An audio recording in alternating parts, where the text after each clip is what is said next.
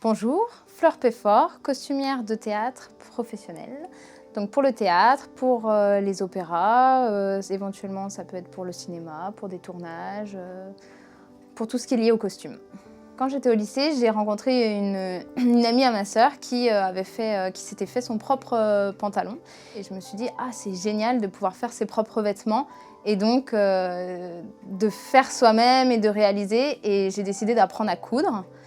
Et ensuite, je me suis dit professionnellement, est-ce que c'est jouable de travailler dans ce milieu-là? Et là, j'ai cherché un petit peu ce qui existait et j'ai découvert le monde du spectacle que je connaissais peu et je me suis orientée comme ça dans le monde du spectacle et dans le métier de costumière.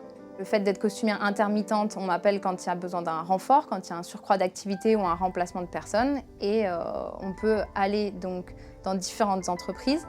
J'ai pu faire l'Opéra Bastille, j'ai pu être appelée à la Comédie Française, au parc Disney, où les événements ponctuels demandent des renforts d'habillage. Donc c'est des événements très particuliers, il y a un spectacle, les costumières sont là. On vient en amont pour voir comment ça va se dérouler, pour faire les répétitions éventuellement, préparer les costumes. Donc c'est tout un travail d'anticipation. Quand on est costumière, on peut endosser un rôle qui est très large, qui va du tout début de la réflexion jusqu'à l'aboutissement du spectacle. On va faire des recherches sur Internet, dans des livres, toutes les inspirations sont les bienvenues. Et ensuite, on crée des maquettes, ça peut être des maquettes dessinées, des maquettes de découpage, collage, toutes sortes de choses qui peuvent amener à nourrir l'imaginaire du metteur en scène qui va aussi donner son accord pour les costumes.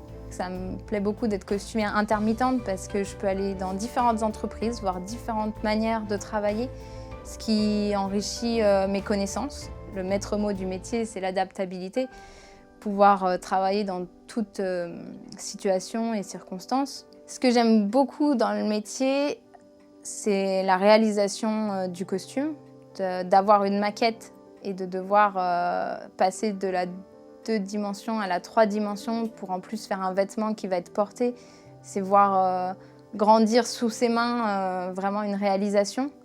Quand en plus on a la chance d'avoir des personnes qui veulent du costume d'époque ou des costumes qui ont des références historiques, pour nous c'est vraiment très intéressant. Moi j'adore le costume historique. Je sais pas, j'aime bien un petit lien avec le passé que j'adore. Je trouve ça génial de pouvoir garder des vieux costumes. C'est la vraie trace de comment ça se faisait et tout un savoir-faire qu'on peut traduire en ayant ça. J'ai pu m'intéresser donc aux coiffes Bressan puisque j'ai vu qu'ils faisaient des stages de tuyautage à la Maison des Pays de l'Ain. Je suis allée voir les dames et elles ont réussi à retrouver des techniques de travail de l'époque qu'elles essayent de transmettre. Donc elles m'ont appris à refaire de l'amidon, elles avaient fait plein de recherches pour retrouver la recette idéale pour faire de l'amidon. Et c'est notre histoire qui se transmet et je trouve ça hyper important et j'adore faire ça. Donc j'espère avoir le temps dans mon métier dans les années à venir de continuer à aller les voir pour transmettre ce savoir-faire. Il y a un beau patrimoine dans la région et c'est bien de pouvoir le conserver et le mettre en avant aussi. Donc c'est notre histoire, donc ça nous grandit. Si je pouvais m'installer dans la région, ça serait idéal parce que j'aime bien revenir ici, parce que j'ai mes racines ici, parce que j'aime la région. Elle est non seulement vivante, mais en même temps on est proche de plein de choses très belles de nature sans avoir besoin d'aller très loin. Et je trouve que c'est une chance d'avoir grandi ici. Et je me dis, autant en profiter. C'est un territoire qui est important.